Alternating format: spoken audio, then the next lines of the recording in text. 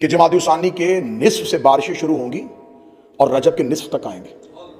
اتنی بارشیں ہوں گی، اتنی بارشیں ہوں گی، اتنی بارشیں ہوں گی کہ قبروں میں ہڈیوں کے اوپر گوشت آنا شروع ہو جائے گا. واضح نشانی ہے. پھر رجب کے بعد پھر وہ ایک ایسا رمضان آئے گا کہ اس رمضان کے اندر واضح نشانی فرامین جتنی بھی غیبت کی کتابیں اٹھا کے دیکھو کہ وہ رمضان ایسا ہوگا کہ اس رمضان میں پہلے چاند گرہن ہوگا، پھر سورج گرہن ہوگا.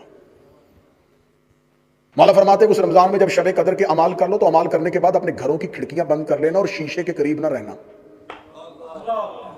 ایک زوردار دھماکہ ہوگا، زمین لرز جائے گی. آج کے دور کی یہ عالمی جنگوں کی پیشن گوئی ہے. عالمی جنگیں شروع ہو جائیں گی. واضح ترین حدیث کی کتابوں میں کون سا ملک کس پہ حملہ کرے گا، کون سا ملک کس پہ حملہ کرے گا، کون سا ملک کس پہ حملہ کرے گا. ایسی افراتفری کا عالم ہو جائے گا. ایران کی حکومت 7 حصوں میں تقسیم ہو جائے گی اور ایران سمٹ کے خراسان میں آ جائے گا. جو ایران خراسان میں سمٹ کے آ جائے گا تو اس وقت معصوم فرماتے ہیں کہ شب عاشور ہوگی. شب عاشور کو خراسان سے سیاہ پرچموں کے ساتھ 10,000 کا لشکر مکہ کی طرف بڑھنا شروع ہوگا اور ایک خراسانی ہے جس کی قیادت میں اٹھے گا. جب میں نے یہ نشانی پڑھی تو میں نے دیکھنا شروع کر دیا کس ملک کا پرچم میں سیاہ ہے. مجھے نیلے پیلے سبز پرچم نظر آئے. ایک ہی نظر آیا کہ سیاہ پرچم صرف عباس کا ہے. اور شب عاشور میں اگر سیاہ پرچموں کے ساتھ اٹھنا ہے تو یہ کوئی جلوس آ رہا ہے جو مکہ کی جانب بڑھے گا. عاشور کی صبح کتابیں کہتی ہیں کہ یہ نصف شب سے لے کے اول وقت تک کا ٹائم ہوگا. عاشور کا دن ہوگا، بروز جمعہ ہوگا. مکہ کی پہاڑیوں سے میرے آقا و مولا چلتے ہوئے آئیں گے اور بیت اللہ کے ساتھ ٹیک لگا کے کھڑے ہوں گے اور آواز دے کے کہیں گے انا حجت اللہ علی العرش، میں زمین پر اللہ کی حجت ہوں. انسانیت 3 گروہوں میں بٹ جائے گی. پہلے وہ ہیں جو یہ کہیں گے کہ یہ امام کی آواز ہی نہیں ہے.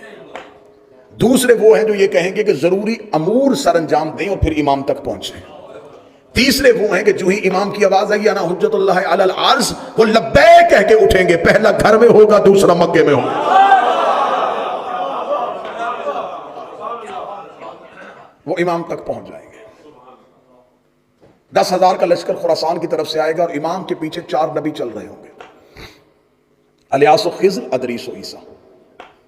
یہ امام کے ساتھ ہوں گے. میرے مالک مکہ سے اپنے قیام کو شروع کریں گے اور بیت اللہ پہ اذان ہوگی. بیت اللہ پہ میرا آقا و میرا مولا میرا وارث اذان دے گا. حضرت عیسیٰ زمین پہ اتر آئیں گے. حضرت عیسیٰ کا زمین پہ اترنا، خدا نے عیسیٰ کو زندہ اس لیے رکھا ہے کہ زمین پہ اکثریت پہ عیسائیوں کی حکومت ہوگی. پوری زمین کے اکثریتی حصے پہ عیسائیوں کی حکومت ہوگی. جناب عیسیٰ جب زمین پہ آ کے کہیں گے کہ میں خدا کا بیٹا نہیں، یہ میرا امام ہے، عیسائی ایک لمحے میں اپنا عقیدہ بدلیں گے اور مہدی کے قدموں میں اپنا سر رکھ دیں گے. شک نہیں کریں گے.